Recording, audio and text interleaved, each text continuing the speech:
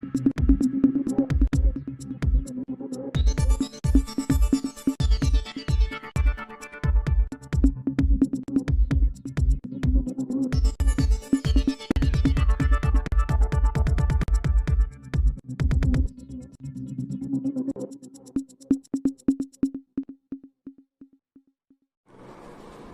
రాష్ట్రాల్లో ఉన్న మాలమాదిగలకు విజ్ఞప్తి.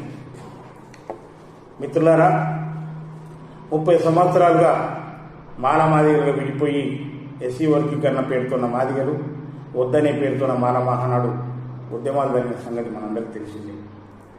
అయితే ఈ సమస్యకు ప్రస్తుతం సుప్రీంకోర్టులో పరిష్కారం దొరకబోతుంది.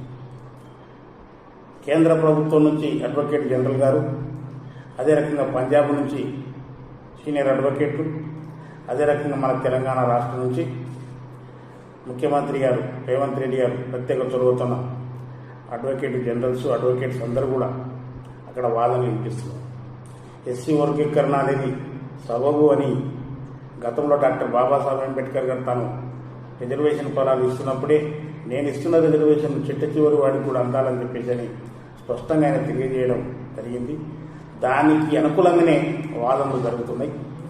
ఈ సుప్రీంకోర్టులో వచ్చే తీర్పు ఏ రకంగా ఉన్నా దాన్ని మాలమాదిగలుగా మనం స్వాగతిద్దాం. ఈ సమస్యను ఆ సుప్రీంకోర్టు జడ్జిమెంట్తోన ఫుల్ స్టాప్ పెడతామని చెప్పేసి అని వేడుకుంటున్నాను.